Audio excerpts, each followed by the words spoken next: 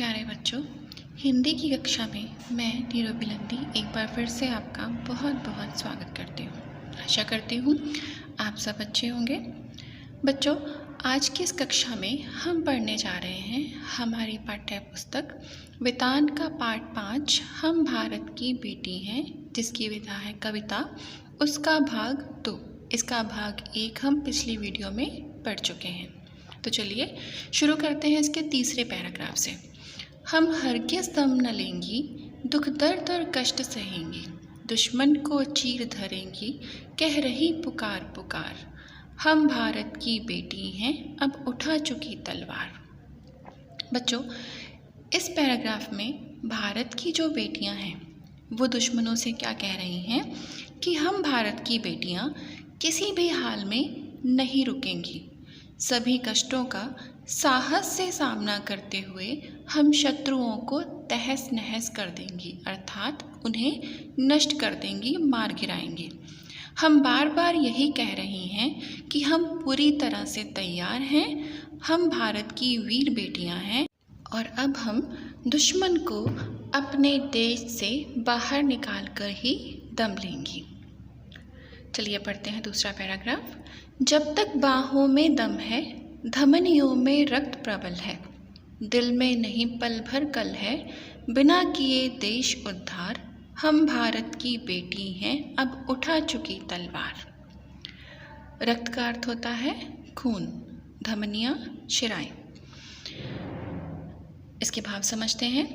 जब तक हमारे अंदर कार्य करने की क्षमता है, अर्थात जब तक हमारे अंदर इतनी ताकत है कि हम काम को कर पाएं और जब तक हम जीवित हैं, तब तक एक पल के लिए भी चैन से नहीं बैठेंगी।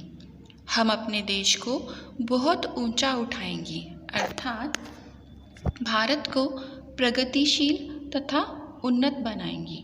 हम भारत की वीर बेटियां हर मुसीबत का सामना करने को पूरी तरह से तैयार हो चुकी हैं।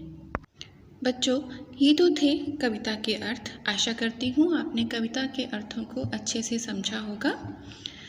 इन्हें एक बार और सुनिए और आत्मसात कीजिए।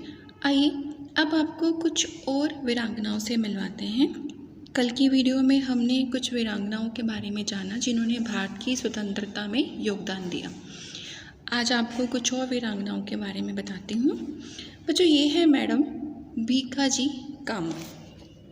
इन्होंने स्वराज के लिए आवाज़ उठाई और नारा दिया, आगे बढ़ो, हम हिंदुस्तानी हैं और हिंदुस्तान हिंदुस्तानियों के लिए है। हालांकि ये पारसी थी और इन्होंने जर्मनी में हुई एक कॉन्फ्रेंस के अंदर पहली बार उस भारतीय ध्वज को फहराया जिस पर वंदे मातरम लिखा हुआ था। ये है बेगम हज़रत महल। ये अवध की बेगम थी। 1857 का जब स्वतंत्रता का संग्राम हुआ तो इन्होंने ईस्ट इंडिया कंपनी के खिलाफ विद्रोह किया और इन्होंने लखनऊ से क्रांति का नेतृत्व भी किया, लेकिन अंग्रेज़ों से हार जाने के कारण इन्हें भारत छोड़कर नेपाल भाग जाना पड़ा और वहीं पर इनकी मृत्यु भी हो गई। बच्चों, ये है रानी चेन्नम्मा। इन्होंने अंग्रेज़ों की हड़प नीति, बच्चों हड़प नीति क्या थी कि जिस भी राजा की कोई संतान का अर्थ है पुत्र नहीं होता था, तो उसके राज्य को अंग्रेज़ अपने राज्य में मिला लेते थे। तो रानी चेन्नम्मा ने अंग्रेज़ों की उस हड़प नीति के विरुद्ध सशस्त्र संघर्ष किया और अंग्रेज़ों द्वारा इन्हें कैद कर लिया गया और अंग्रेज़ों की कैद में ही इनकी मृत्यु भी हो गई।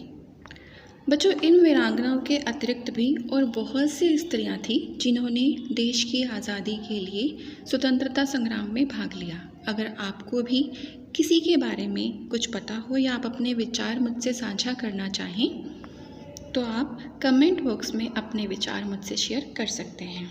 आज के लिए इतना ही, कल फिर मिलेंगे। धन्यवाद।